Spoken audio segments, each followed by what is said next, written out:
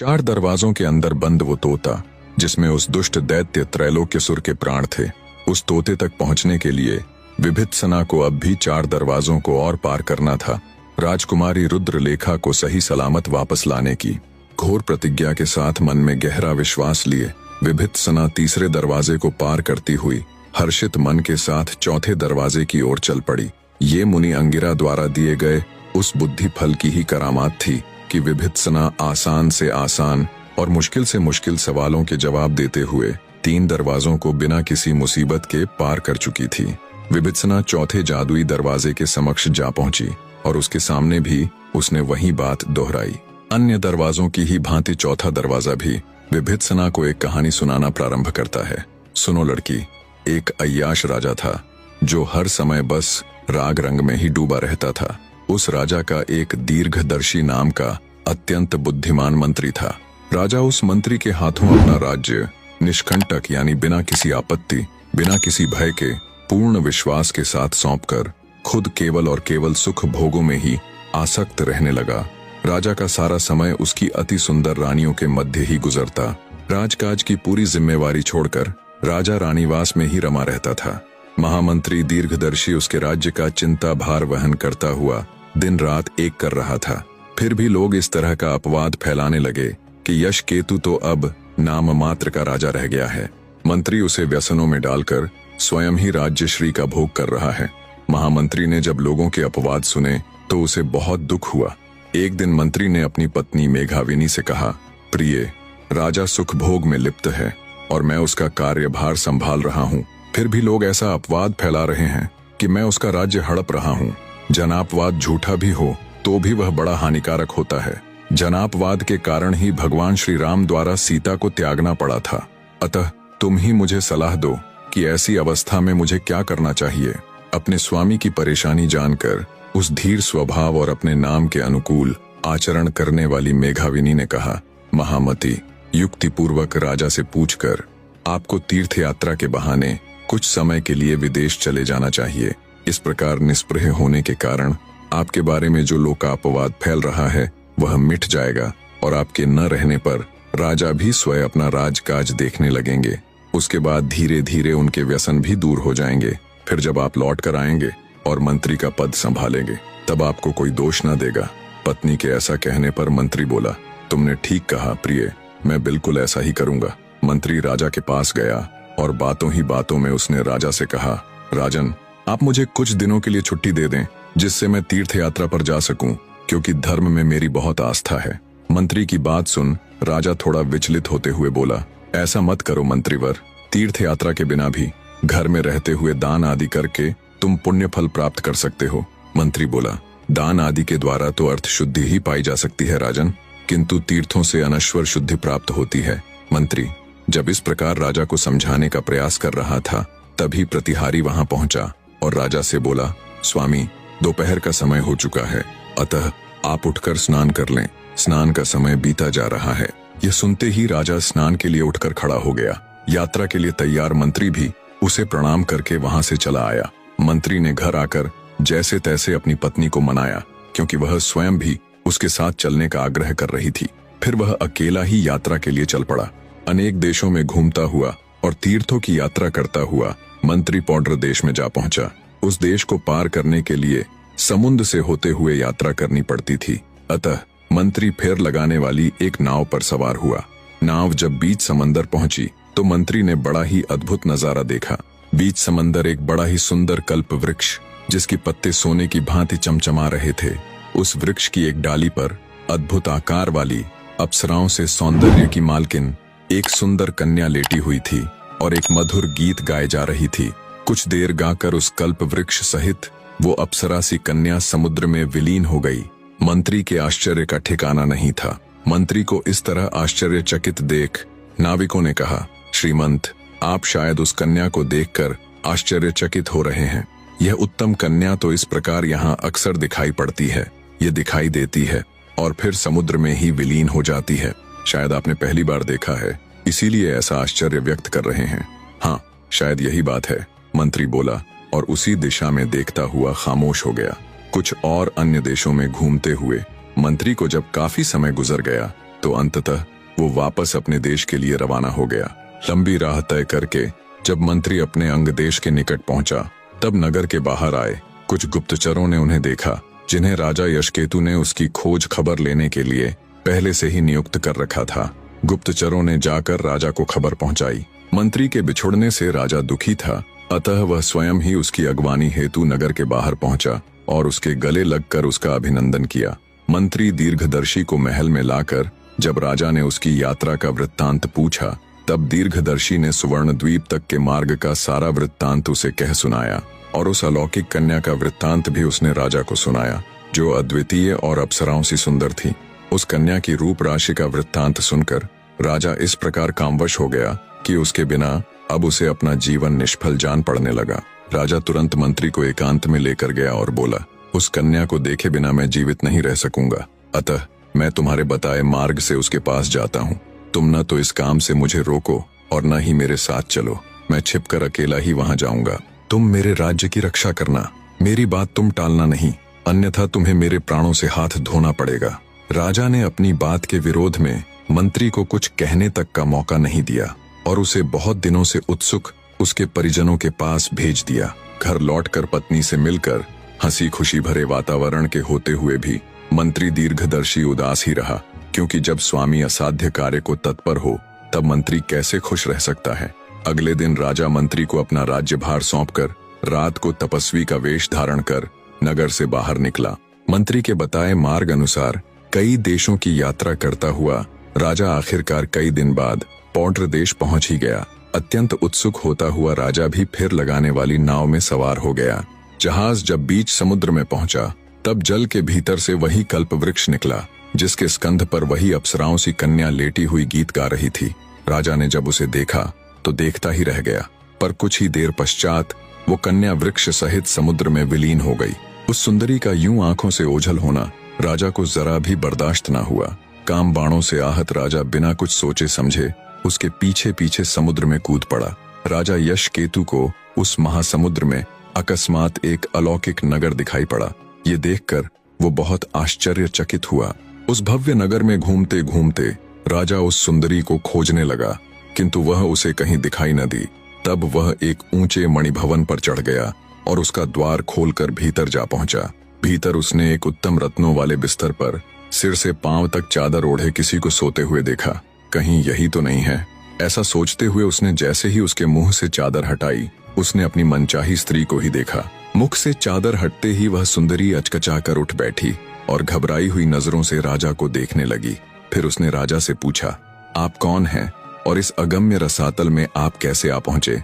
आपके शरीर पर तो राज चिन्ह अंकित है, फिर आपने यह तपस्वी का वेश क्यों बना रखा है? तब राजा ने अपना परिचय दिया और आने का उद्देश्य भी बता दिया।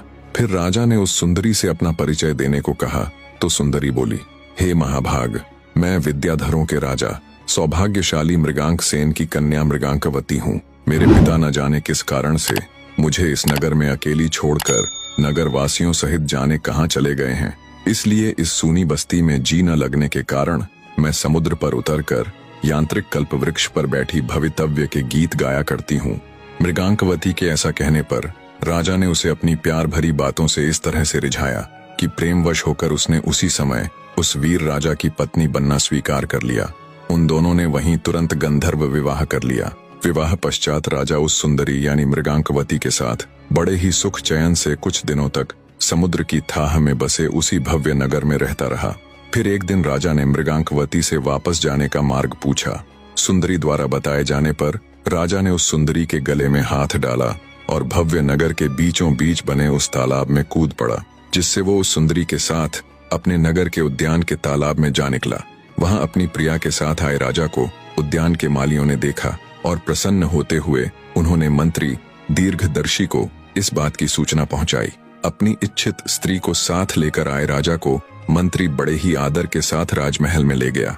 मंत्री ने अपने मन में सोचा, राजा ने इस अलौकिक स्त्री को कैसे प्राप्त कर लिया, जिसे मैंने क्षण मात्र के लिए आकाश में चमकने वाली बिजली के समान देखा था।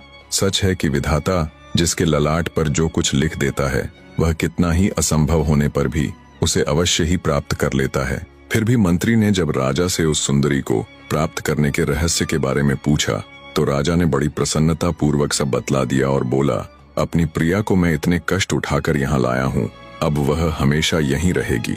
उस दिन दीर्घदर्शी जब अपने घर वापस आया तो उसी रात सोते समय हृदय फट जाने से उसकी मृत्यु हो गई।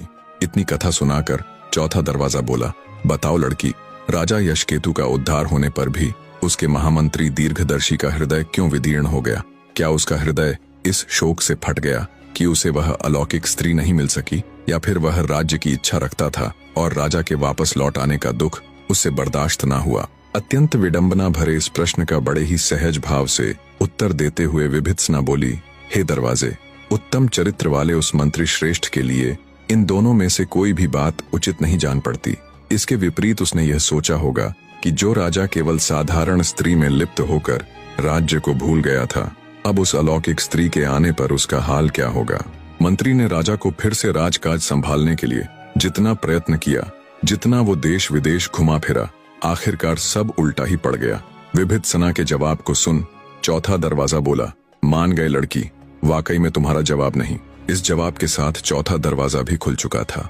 अब उस दुष्ट दैत्य त्रैलोक्यसुर के अंत के बीच सिर्फ 3 दरवाजे खड़े थे। विभित्सना आत्मविश्वास के साथ उत्सुकतावश 5वें दरवाजे के पास जा पहुंची।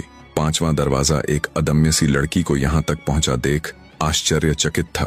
प्रारंभिक वार्ता के बाद 5वां दरवाजा भी विभित्सना को अपनी गुत्थी रूपी कहानी सुनाना प्रारंभ करता है। एक राजा की 3 पत्नियां थीं।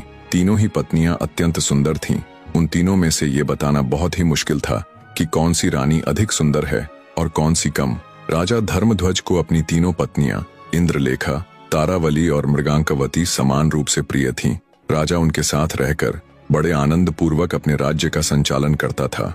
एक बार जब बसंत काल का उत्सव आया, तब वह राजा अपनी तीनों पत्नियों के साथ क्रीड़ा करने के लिए उद्यान में गया। बाग में फूलों से झुकी लताएं अपनी अलग ही छटा बिखेर रही थीं। वे बिल्कुल कामदेव के धनुष के समान लग रही थीं। भौरे बड़ी मस्ती के साथ फूलों का रस पान कर रहे थे। इस अत्यंत लुभावने वातावरण के बीच बड़ी मस्ती के साथ राजा अपनी तीनों पत्नियों के साथ क्रीड़ाएं कर रहे थे। राजा ने खेल ही खेल में रानी इंद्रलेखा की चोटी पकड़कर खींची, जिससे उसके कानों पर से कमल का फूल खिसक कर उसकी गोद में आ गिरा। गोद में गिरे उस पुष्प मात्र से ही अत्यंत कोमल रानी इंद्रलेखा की जांघ पर घाव हो गया और वह हाय हाय करती हुई मूर्छित हो गई। ये देखकर राजा घबरा गया। उसने तुरंत जल मंगवाकर पानी के कुछ छींटे रानी के मुंह पर मारे तो रानी होश में आई।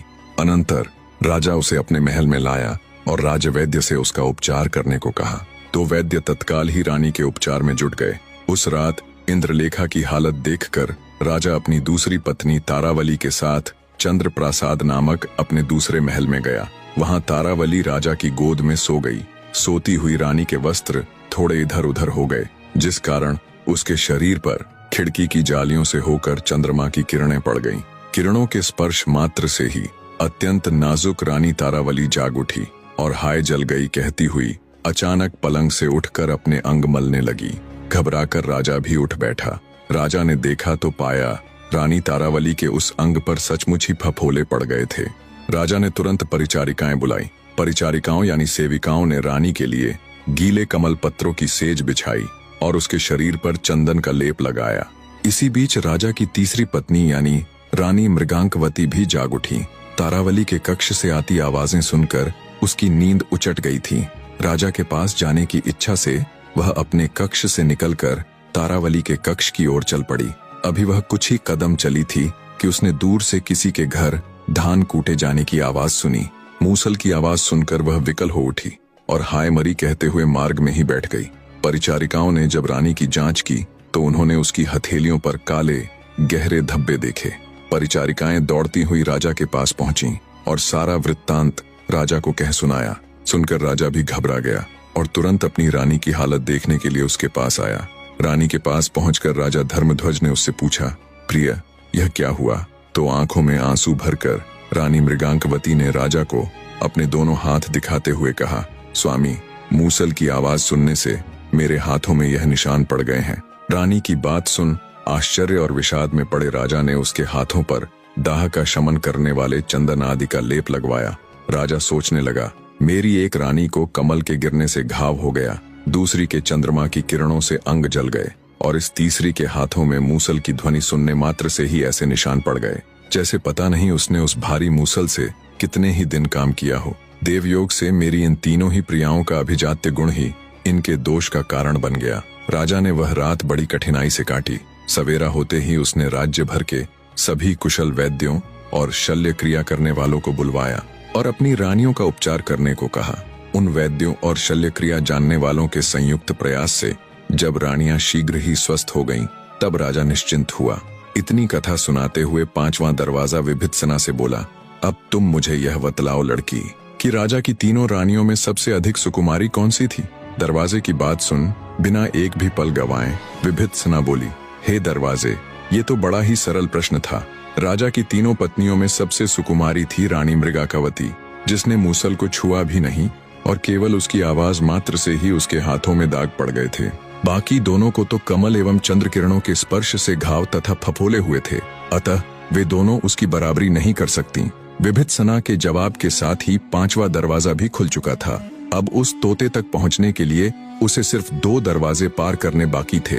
प्रिय दर्शकों, अभी अकेला ही काम करने वाला हूं तो कहानियां थोड़ी लेट हो जाती होंगी, पर चिंता न करें, आपके इतने प्यार को देखते हुए जल्द ही इस समस्या का भी निवारण करने की कोशिश रहेगी। तब तक थोड़ा एडजस्ट करना और इस भाग के ऊपर अपनी राय देना ना भूलिएगा। धन्यवाद मेरे प्रिय दर्शकों।